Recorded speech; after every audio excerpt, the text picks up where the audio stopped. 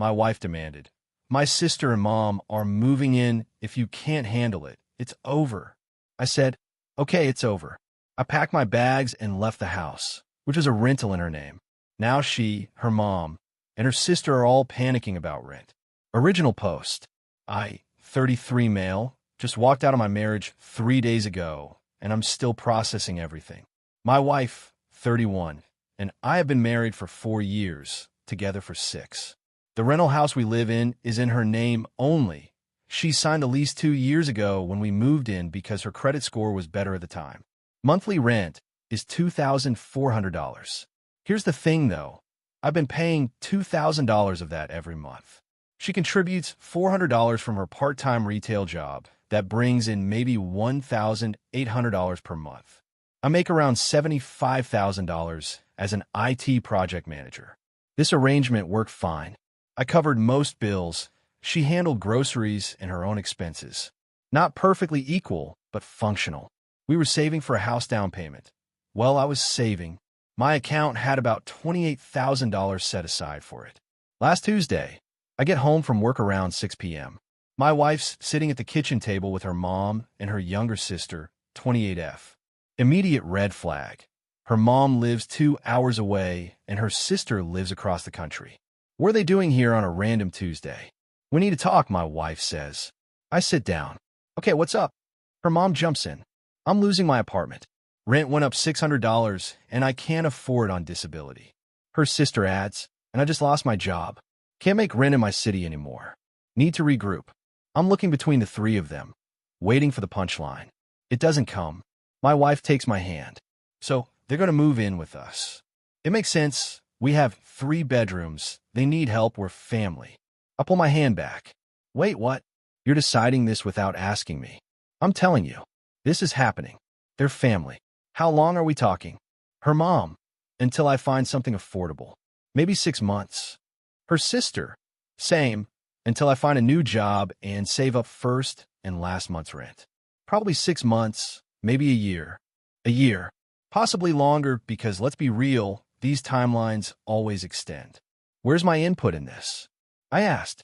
My wife's face hardened. They're my family. My name is on the lease. If you can't handle supporting family when they need help, maybe we need to reconsider things. The ultimatum. Right there. In front of her mom and sister, who were both nodding along like this, was perfectly reasonable. I sat there for maybe 10 seconds. Thought about the next 6 months to a year. Sharing space with my mother-in-law and sister-in-law. No privacy. My money supporting 4 adults instead of 2. All while my wife acts like I'm the bad guy if I object. Okay, I said. She blinked. Okay, what? Okay, we're done. If that's how you want to play it, we're over. Dead silence. Her mom's jaw actually dropped. You're what? My wife stood up. You're seriously breaking up our marriage over this? No. You issued an ultimatum. I'm just accepting one of the options you gave me. You said if I can't handle it, we're over. I can't handle it. So we're over. I didn't mean it like that. Then you shouldn't have said it. You made a unilateral decision about our living situation, told me your name's on the lease, so my opinion doesn't matter, and gave me an ultimatum. I'm choosing the door. I stood up and went to the bedroom. Started packing. They all followed, talking over each other. Wife, you're being ridiculous. Her mom, this is what marriage is about. Supporting each other. Her sister, wow. So you're just abandoning her when family needs help? I kept packing. Clothes, toiletries, laptop, important documents. Took about 40 minutes to get the essentials. My wife was crying now. Where are you even going to go? Hotel tonight. Figure out the rest tomorrow. You can't just leave. Watch me. The lease is in your name, like you said. So it's your problem now. You want to move them in? Go ahead. But I'm not paying for it. Her mom got in my face. You're married. You have obligations. And she just told me I have no say in our home. Can't have it both ways. I grabbed my bags and walked out. Got in my car while they stood in the driveway. My wife was screaming something about me being selfish and abandoning her. I drove to a Hampton Inn, checked in, and sat on the bed, just breathing. My phone started blowing up immediately. Wife calling over and over. Text messages from her, her mom, her sister. I turned it off and went to sleep. The next morning, I called a buddy from work who's going through a divorce. Got a lawyer referral. Called and set up a consultation for Friday. Thursday morning, I turned my phone back on. 86 text messages. I'll spare you all of them, but highlights. Wife, please come home. We can talk about this. Wife, you're overreacting. Wife, how am I supposed to pay rent? Her mom, you're a disgrace. Abandoning your wife in her time of need. Her sister, hope you're happy leaving 3 women homeless. That last one made me laugh. Homeless? They have a whole house. They just can't afford it. I didn't respond to any of them. Went to work, did my job, kept my phone on silent. Friday consultation with a lawyer was enlightening. Since the house is in her name only and we rent, I have zero obligation to keep paying. He advised documenting everything, especially the ultimatum and the unilateral decision-making. That evening, I sent one text to my wife. I meant what I said. We're done. Get a lawyer. All communication goes through them from now on. Then I blocked her number, blocked her mom, blocked her sister. Found a decent 1-bedroom apartment that I can move into in 2 weeks. $1,400 per month, which is actually cheaper than what I was paying before. The reality is setting in for them now, I think. The first of the month is coming up. $2,400 rent due. My wife makes $1,800 per month. Her mom gets maybe $1,200 per month disability. Her sister has 0 income. Even combined, they're $600 short. And that's just rent, not utilities, not food, not anything else. I feel weirdly calm about all this. Like I should be more torn up, but mostly I just feel free. They made their choice. Now, they get to live with it. Update 1 week later. So it's been a week since I walked out. The first of the month came and went. From what I understand through mutual friends, it went exactly as badly as you'd expect. My wife tried calling from different numbers. I blocked them all. She showed up at my work Wednesday afternoon. Security stopped her in the lobby. She was crying, making a scene, saying I was abandoning her. My boss actually called me down to handle it. I went to the lobby, stayed professional. We're separated. Please leave my workplace. We need to talk about rent. I can't afford it. That's not my problem anymore. The house is in your name. You issued the ultimatum. I accepted it. We're done. You can't just stop paying bills. We're married. Get a lawyer. All communication goes through them. I'm not discussing this here. Security escorted her out. My boss pulled me aside after, concerned. I explained the situation briefly. Wife wanted to move her mom and sister in. Gave me an ultimatum. I left. He was understanding, told me to let him know if she shows up again and they'll handle it. Thursday, I got my first legal contact. Her lawyer sent a letter to mine demanding I continue paying marital expenses including rent, utilities, and groceries. My lawyer laughed when he read it to me over the phone. The house isn't in your name. You have no legal obligation to the lease, and she issued an ultimatum that ended the relationship. Tell me, did she move her family in yet? I don't know. Haven't been back. Doesn't matter. Her case is weak. I'll respond, but this is pretty cut and dry. Friday evening, I got a series of increasingly desperate texts from a number I didn't have blocked. Her sister. Sister, you need to help with rent. Mom had to loan us money, and she can't afford it. Sister, we're going to get evicted because of you. Sister, at least pay through the end of the lease so we can find something else. Sister, you're really going to let your wife become homeless? I responded to only one. I left because I wasn't wanted unless I was a wallet. Block this number. Then I blocked her too. Through a mutual friend, my buddy's girlfriend knows my wife casually. I found out what actually happened. Her mom loaned them $1,500 to cover most of the rent. Except her mom doesn't have $1,500 to spare. So she took a payday loan. 30% interest. They're all now crammed in the house together. And apparently it's already tense. Her mom and sister are fighting about who gets which bedroom. My wife's freaking out because she realizes they can't sustain this. Even with her mom's loan, they're still short. And that loan needs to be paid back. Her sister's been applying to jobs, but hasn't gotten anything yet. Been 1 week. It'll be weeks more, minimum, before she has income. The landlord apparently called asking if there are now 4 people on the lease. Someone must have seen them moving stuff in. My wife tried to say it's temporary guests, but the lease apparently has a clause about long-term guests needing to be added. The desperation is starting to set in over there. Meanwhile, I've been really okay. I thought I'd be devastated. This was my marriage. But every day, I wake up feeling lighter. No more walking on eggshells. No more being told my opinions don't matter. No more funding someone else's entitlement. My new apartment is ready early. Moving in this weekend. 1 bedroom. My own space, my own rules. Rent is $1,400. I'm saving $600 per month from what I was paying before.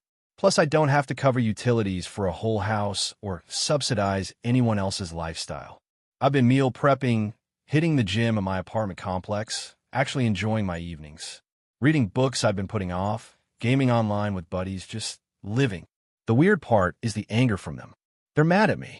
Like I somehow wronged them by not rolling over and accepting the ultimatum. The entitlement is staggering. Her mom sent an email. Guess she found my work email. With the subject line disappointing. The body was a long rant about how I'm failing as a husband, how family supports family, how I'm abandoning my vows, how I'm going to regret this. I forwarded it to my lawyer and deleted it. My wife's lawyer sent another letter demanding I attend mediation. My lawyer responded that I'm willing to mediate the divorce proceedings, but I won't be resuming any financial support for the marital residence. Here's the thing they don't seem to get. They played hardball, issued an ultimatum, made demands, and now they're shocked that I called their bluff. You don't get to say accept this or we're done, and then be surprised when someone picks option B. The lease is up in 4 months. I'm curious what they're going to do when renewal comes up and they need to either sign a new lease and prove they can afford it, or move out. My wife definitely can't afford $2,400 per month on her own, and I doubt the landlord will let her mom and sister onto the lease with their financial situations. This whole thing could have been avoided with a simple conversation. Hey, my mom and sister are struggling. Can we talk about potentially helping them short term? But instead it was demands, ultimatums, and entitlement. Natural consequences are a beautiful thing. Update 2, 3 weeks later. Things have escalated in ways I didn't expect, and honestly, it's been kind of entertaining to watch from a distance. First, the divorce is moving forward. My lawyer filed. Her lawyer tried to claim I abandoned the marital home, and therefore should continue paying rent until the divorce is final. Judge laughed it out of the hearing. Figuratively, judges don't actually laugh, but you could tell he wasn't buying it. Especially after my lawyer presented the text where she issued the ultimatum and made it clear the house was hers since her name was on the lease. Judge's ruling: no obligation to pay rent on a property not in my name, especially given the circumstances of separation. Did order me to maintain my health insurance for her until divorce is final. Fine. It's like $80 per month more. Otherwise, clean break on finances. My wife apparently lost it in the hallway after the hearing. Her lawyer had to calm her down. She kept yelling about how I trapped her and how was she supposed to afford rent. Her lawyer apparently told her that's not how any of this works, and maybe she should have thought of that before the ultimatum. But here's where it gets interesting. Week 2 after I left, her sister got a job. Part-time retail, like my wife, bringing in maybe $1,600 per month. You'd think this would help, right? Wrong. Turns out, her sister immediately decided she needed a car. Can't get to work reliably otherwise. Public transit where we live is trash, admittedly. But she has no savings and bad credit. So she asked my wife to co-sign an auto loan. My wife, desperate to keep her sister there to help with rent, agreed. Co-signed for a used Honda, payments of $380 per month. Think about that. They're already struggling with rent, and she just added a $380 per month obligation to her name. Her sister's supposed to make the payments. But guess who's legally on the hook if she doesn't? Found this out through the mutual friend again. Apparently, there was a huge fight about it after the papers were signed. Her mom was screaming about financial irresponsibility. My wife was crying that she had no choice. Her sister was defensive, saying she needed a car to work, and it's not her fault everything costs so much. The math isn't mathing over there. My wife makes $1,800. Rent is $2,400. That's already minus $600 before utilities, food, gas, anything else. Her mom's $1,200 disability all goes to her own expenses, and she's still trying to pay back that payday loan. Her sister makes $1,600, but $380 goes to the car, leaving $1,220. $1,800 plus $1,220 equals $3,020 total household income, not counting the mom's money since she's covering her own stuff. $2,400 rent plus $200 utilities plus $380 car plus groceries plus gas equals they're drowning. Week 3, the landlord apparently did an inspection, maybe suspicious about unauthorized occupants. Found that her sister had painted one of the bedrooms without permission. Neon purple. The lease explicitly forbids painting without landlord approval. Landlord sent a notice. Either repaint it to the original color within 30 days or face a $500 fine plus potential non-renewal of lease. They don't have $500. They barely have rent. And paint supplies plus labor? They're looking at $200 to $300 to fix it properly. Her sister's response, according to the grapevine, I didn't know I couldn't paint. It's our room now. The entitlement is generational, apparently. Meanwhile, I moved into my new place. It's smaller, but it's mine. Set it up exactly how I want. Got a nice desk set up for gaming, meal prep station in the kitchen, my own bathroom that doesn't have anyone else's stuff cluttering it. The financial freedom is incredible. After rent, utilities, food, gas, everything, I'm still saving $800 to $1,000 per month. Remember that house down payment fund? It's growing again. I'm on track to actually buy a place in the next year or two.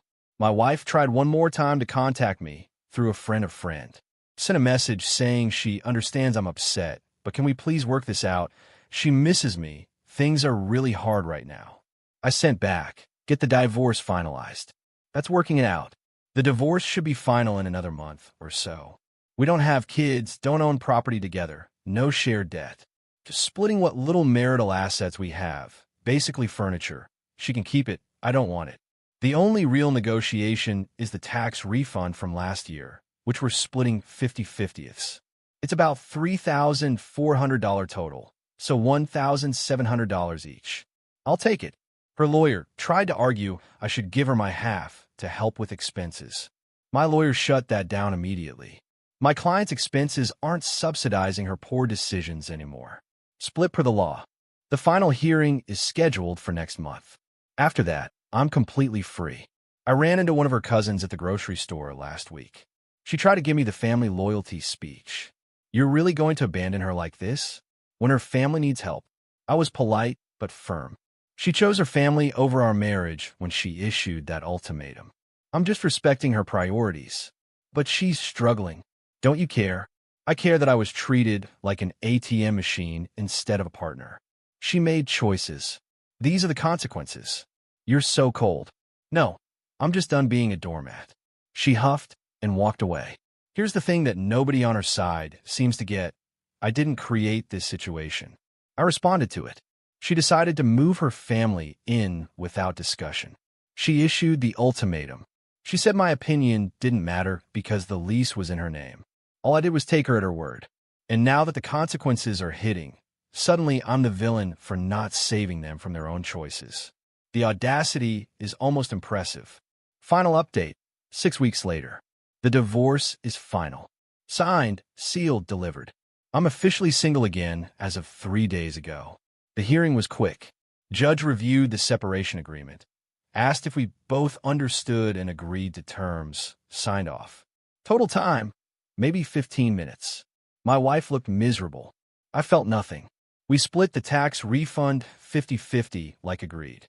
$1,700 each. I put mine in savings. She probably used hers for rent. But here's where everything really fell apart for them. 4 weeks ago, about 2 weeks after my last update, her mom apparently had a medical emergency. Nothing life-threatening, but she needed an ER visit and some follow-up care. She's on disability with Medicare, but there are still co-pays and medication costs. Set them back about $800 out of pocket. $800 they didn't have. So they missed rent. First time ever. Landlord sent a 5-day notice to pay or quit. My wife called me. I didn't answer. She left a voicemail begging me to just help this one time. Please, I'll pay you back. We'll figure something out. I didn't respond. Not my circus, not my monkeys anymore. They managed to scrape together enough. I think her sister borrowed from a friend to avoid immediate eviction, but they were now behind and the landlord was watching them closely.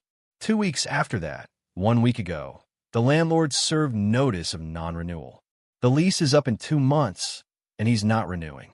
Cited multiple violations: unauthorized occupants, unauthorized painting, late rent, too many people for the property. Apparently, there's an occupancy limit and 4 adults exceeds it.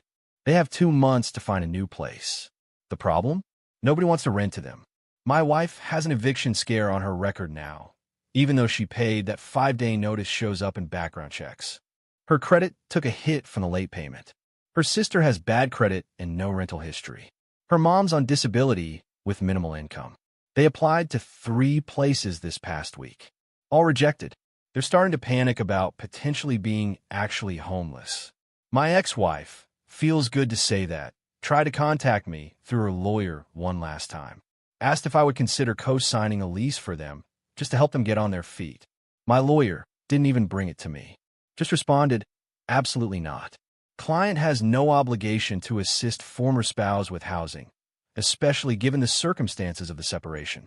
Do not contact this office with such requests again. I found out about it after the fact and bought my lawyer a bottle of bourbon as a thank you. Through the grapevine, I heard they're now considering splitting up. Her mom might move back to her old area and try to find a cheaper place there. Her sister is looking at moving in with a friend. My ex-wife is trying to find a studio she can afford alone, but $1,800 per month doesn't go far in this rental market. The irony is thick. They insisted on all living together, gave me an ultimatum about it, and now they're being forced apart anyway because they can't afford it. If they just had a conversation with me in the first place, asked instead of demanded, maybe we could have worked something out temporarily. I'm not heartless, but the entitlement, the ultimatum, the assumption that I just fall in line and keep paying, that killed any goodwill I had. As for me, life is pretty great, honestly. My apartment is perfect for my needs. I've decorated it exactly how I want. Minimalist, clean, functional. Got a nice TV setup, comfortable couch, everything organized. Financially, I'm thriving. Saving over $1,000 per month now. My down payment fund is back on track. I might actually buy a small condo next year. Socially, I've reconnected with friends I drifted away from during the marriage. Started going to weekly game nights, joined a recreational softball league through work, actually have a life again. Dating? Not yet. Too soon. Still processing everything. But I'm not close to it down the line. For now, I'm just enjoying being single and having control over my own life again. The mutual friend, who's been my source for all the drama, asked me recently if I felt bad about how things turn out for them. Honest answer? No, not even a little. I feel bad that they're struggling. I'm not a monster, but I don't feel responsible for it. They made their choices. They prioritized their wants over our partnership. They issued an ultimatum expecting me to fold. I simply call their bluff. Actions have consequences. Ultimatums have risks. Treating your spouse like an ATM instead of a partner has a price. They're paying it now. Someone in the comments on my first post said, "Play stupid games, win stupid prizes." That stuck with me. That's exactly what happened here. They played a stupid game with that ultimatum, and they won their stupid prize. I'm not the villain in this story. I'm just a guy who refused to be a doormat anymore. The really wild part? Not one of them has actually apologized. Not my ex-wife, not her mom, not her sister. They're all still acting like I wronged them by not continuing to fund their lifestyle after being issued an ultimatum. The entitlement hasn't faded. They're still convinced they're the victims and I'm the bad guy. That tells me everything I need to know. I made the right call walking away. I got a text yesterday from a number I didn't recognize. It was my ex-wife using someone else's phone. I hope you're happy. You destroyed our family. I didn't respond. Just blocked the number. But for the record, I am happy. Happier than I've been in years. She destroyed our family when she decided her family mattered more than our partnership. When she issued an ultimatum. When she treated me like a wallet instead of a husband. I just stopped enabling it. The divorce is final. I'm free. They're facing the natural consequences of their actions. And I'm moving forward with my life. That's not destruction. That's liberation. Thanks for following this journey, Reddit. Time to close this chapter for good and write a better next one.